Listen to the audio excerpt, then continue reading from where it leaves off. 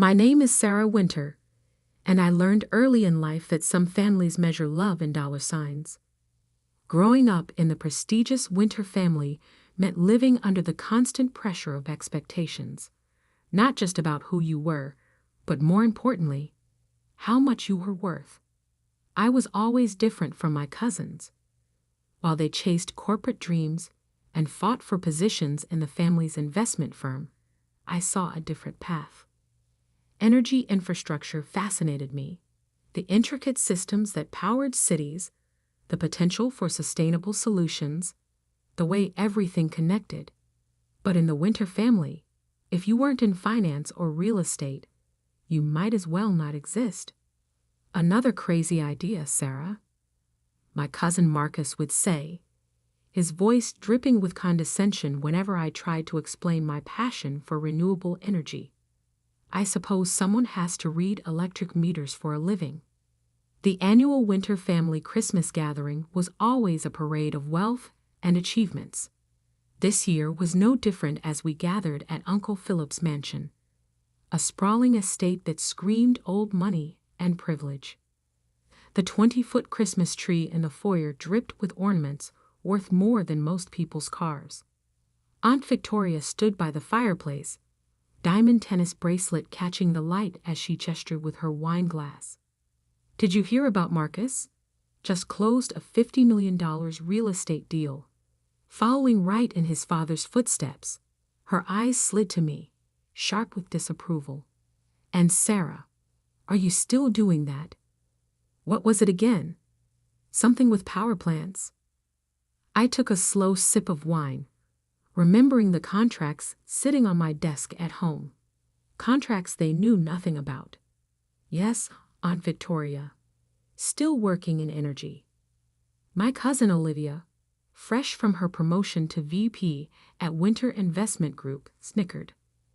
God, Sarah, don't you get tired of being the family charity case? Even the cleaning lady drives a better car than you. I glanced out the window at my modest Honda Civic parked among the Mercedes and BMWs. They had no idea that I chose to keep driving it even after Winter Peak Holdings, my company, had acquired its fourth power utility. Speaking of charity, Uncle Philip's voice boomed across the room as he joined our little circle. It's time for the gift exchange. Though Sarah, dear, if you couldn't afford to participate this year, we understand. The room fell quiet as everyone turned to look at me. This was their favorite part, the annual ritual of expensive gifts that served as a measuring stick of success. I watched as Olivia unwrapped a Cartier watch from Marcus, as Aunt Victoria exclaimed over a first-class vacation package from her husband. When it was my turn, I handed out simple cards to each family member. It's not much, I said softly, playing my role. Just something small to show I care. Marcus barely glanced at his card before tossing it aside. How thoughtful. A card. Maybe next year you can afford actual presents. I saw my card flutter into the wastepaper basket, and something inside me hardened. They had no idea that those cards contained information that would become very relevant very soon. You see, while they were busy mocking my career choices, I had been quietly building an empire. Winter Peak Holdings now controlled power utilities across 3 states. Tomorrow, the announcement would go public. We had just acquired Evergreen Energy, the company that supplied power to this very mansion. And with that acquisition came something interesting. The discovery that the Winter family's various properties had been grossly underpaying for electricity through a fraudulent billing scheme orchestrated by Uncle Philip himself. I excused myself early from the gathering, citing work obligations. Of course you have to leave, Olivia called after me. Those electric meters won't read themselves. As I drove home in my trusty Honda, I smiled, thinking about the letters that would arrive with their January bills. Detailed audits of years of fraudulent billing, demands for back payment with interest, and notification of new ownership. Soon they would learn that the family's charity case now held the switch to their lights. But that was tomorrow's drama. Tonight, I had contracts to sign and an empire to run. The power company acquisition was just the beginning. I had spent years building Winter Peak Holdings from the ground up, careful to keep my name hidden behind layers of corporate structure. Not out of shame, but because I knew this day would come. The day when my family's mockery would finally meet reality. Let them laugh at my Honda. Let them sneer at my simple gifts. In less than 24 hours, they would learn what real power looked like. And it had nothing to do with the size of your Christmas tree. The morning after Christmas dawned cold and bright. I sat in my home office, a converted industrial loft that would have shocked my family with its understated elegance. Watching the financial news channels, any minute now, the announcement would break. Right on schedule, the ticker tape began scrolling. BUREAKI. Winter Peak Holdings acquires Evergreen Energy in $2.8 billion deal. Largest utility merger of the year. My phone buzzed. It was James, my CFO. It's done, Sarah. The audit notices are being sent out right now. Every Winter family property will receive their updated bills by noon. I glanced at my watch. 10:30 a.m. Uncle Philip would be at his usual late breakfast. Aunt Victoria would be at her yoga class. And Marcus would be bragging about his latest deal to anyone who would listen. Their peaceful morning was about to shatter. The first call came at 11:45 a.m. Uncle Philip's name flashed on my screen. I let it go to voicemail. Then, Aunt Victoria. Then Marcus. By noon, I had 17 missed calls from family members. The emails started flooding in too. URGENT. Regarding Evergreen Energy bill. Need to discuss power company situation immediately. What is the meaning of this outrageous bill? I opened Uncle Philip's email first. His usual pompous tone had given way to barely contained panic. Sarah, there must be some mistake. We just received a bill from Evergreen Energy, now apparently Winter Peak Holdings, claiming we owe $847,000 in unpaid utilities and penalties. This is obviously an error. Call me immediately. Attached was the audit notice I had personally approved. It detailed 5 years of fraudulent billing schemes, manipulated meter readings, and falsified usage reports. Everything was meticulously documented, every number triple-checked. At 1 p.m., my office phone rang. The receptionist's voice was amused. Ms. Winter, your cousin Marcus is in the lobby. He's quite insistent about seeing you. I straightened my blazer and smiled. Send him up. Marcus burst through my office door, his designer suit wrinkled, his face red with fury. He stopped short when he saw me sitting behind the massive desk. The city skyline spread out behind me through floor-to-ceiling windows. What the hell is this? He waved a stack of papers. Some kind of joke. I leaned back in my chair. The audit papers seem quite clear, Marcus. Winter family properties have been underpaying for utilities for years through various fraudulent schemes. Winter Peak Holdings is simply correcting this oversight. Winter Peak. His face went from red to white. You own Winter Peak Holdings? Founded it 6 years ago, I said calmly. Built it from the ground up, while you were all laughing at my career choices. He sank into one of the visitor chairs, papers slipping from his fingers. The card? At Christmas. It was a notice, wasn't it? A courtesy heads up. I did try to warn you all, in my own way. Marcus ran a shaking hand through his hair. $800,000. Uncle Philip will have a heart attack. Actually, I pressed a button on my desk, and my assistant brought in another stack of documents. That's just for the main house. We're still processing the audits for the vacation properties, the company buildings, and all those luxury apartments the family owns.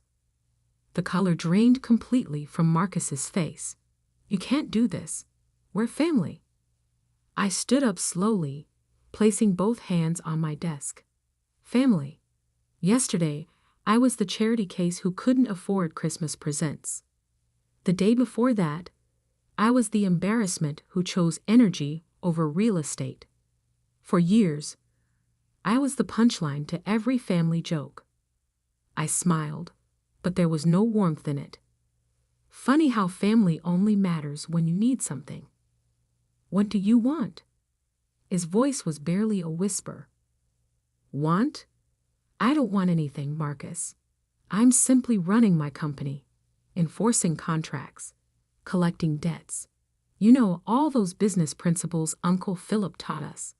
A commotion outside my office drew our attention.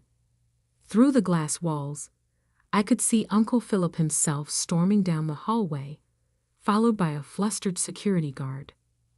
I told you this would get interesting, I said to Marcus, just as my office door flew open. Uncle Philip looked like he'd aged 10 years overnight. His usual perfectly groomed appearance was disheveled, his face mottled with rage. What is the meaning of this? He roared, waving his own stack of audit papers. I met his gaze steadily. Hello, Uncle Philip. I believe those papers explain everything quite clearly. Would you like me to go through them line by line? He slammed the papers down on my desk. You think you can extort your own family? After everything we've done for you? I couldn't help but laugh. Done for me? What exactly have you done for me, Uncle Philip? Mocked my career choices, excluded me from family opportunities, treated me like a failure because I didn't fit your narrow definition of success. I'll fight this, he sputtered. I'll take you to court. I pressed another button on my desk, and the large screen on the wall came to life, displaying years of documented fraud. By all means, let's go to court. I'm sure the press would love to hear how the prestigious Winter family has been cheating the utility system for years. Shall I call them now? The fight seemed to drain out of him all at once. He collapsed into a chair next to Marcus, looking suddenly old and defeated. The total amount due, including penalties and interest, comes to just over $4.2 million for all Winter family properties. I said, my voice professionally pleasant. You have 30 days to pay in full, or will be forced to discontinue service. And before you think of switching providers, Winter Peak Holdings now controls all power utilities in the tri-state area. You've been planning this for years, Marcus said quietly. I thought about all the Christmas dinners, all the snide remarks, all the times they had made me feel small. Let's just say I learned from the best. The Winter family taught me everything I know about business, especially the part about never mixing family with finances. As they sat there, broken and humiliated, I remembered something else. Reaching into my desk drawer, I pulled out 2 envelopes. Your Christmas cards, I said, sliding them across the desk. The ones you threw away without reading. They contained advance notice of the acquisition and an offer for a payment plan at a reduced rate. But since you didn't bother to read them, I shrugged. The full amount is now due. Uncle Philip and Marcus stared at the envelopes, the final twist of the knife in their wounded pride. Now, I said, standing up, I have a board meeting to attend. My assistant will show you out. Happy holidays. As they shuffled out of my office, I heard Marcus mutter, She played us. All these years, she played us. I smiled, turning to look out at my city. No, Marcus, I didn't play you. I just learned to play the game better than you ever did. But this was just the beginning. The real storm was yet to come, and I had a feeling the Winter family's new year was going to be very interesting indeed. The next few weeks were a symphony of chaos. The Winter family, once so proud and untouchable, was unraveling thread by thread. My assistant forwarded me an email chain she'd accidentally been copied on. The family was desperately trying to gather the money for the utility bills. Uncle Philip had already maxed out his credit lines. Marcus's real estate deals were largely leveraged paper wealth. Aunt Victoria's jewelry was being quietly appraised for sale. But the best part? They still hadn't realized the full scope of what was coming. I sat in my office, reviewing the latest reports when my phone buzzed. It was Olivia. "We need to talk," she said, her usual smugness replaced by barely controlled panic. "The Winter Investment Group's accounts. They're frozen." I smiled, spinning slowly in my chair to face the city skyline. "Oh, that's concerning. Don't play dumb, Sarah. This has you written all over it." She was right, of course. The utility audit had been just the opening move. While investigating the fraudulent billing, my team had uncovered something much bigger: years of financial mismanagement and questionable transactions at the Winter Investment Group. As a major utilities provider, I said calmly, Winter Peak Holdings has a legal obligation to report any suspected financial irregularities we discover during our audits. The SEC is very particular about these things. The silence on the other end was deafening. "You," Olivia's voice cracked. "You reported us to the SEC?" "Not just the SEC. The audit findings have been shared with all relevant regulatory bodies. I believe the FBI's Financial Crimes Unit is particularly interested in some of Uncle Philip's creative accounting." Another call beeped through. Aunt Victoria. I put her on conference. "Sarah, darling," her voice dripped with desperate sweetness. "We need to discuss this like family. Surely we can come to some arrangement." Family. I repeated the word thoughtfully. Funny how that word only matters when you need something. Last Christmas, I was the embarrassment, the charity case. Remember? "We were just teasing," Aunt Victoria protested. "You can't destroy the family over some hurt feelings." "I'm not destroying anything," I replied coolly. "I'm simply running my business and following the law. Isn't that what you all taught me? Business is business?" The next day, headlines exploded across financial news. Winter Investment Group under federal investigation. Winter family empire faces multiple fraud allegations. Winter Peak Holdings CEO uncovers multi-million-dollar utility fraud. By evening, my office lobby was filled with reporters. Everyone wanted to know how the quiet Winter cousin had built a power company empire right under her family's noses. How the supposed failure had become the one holding all the cards.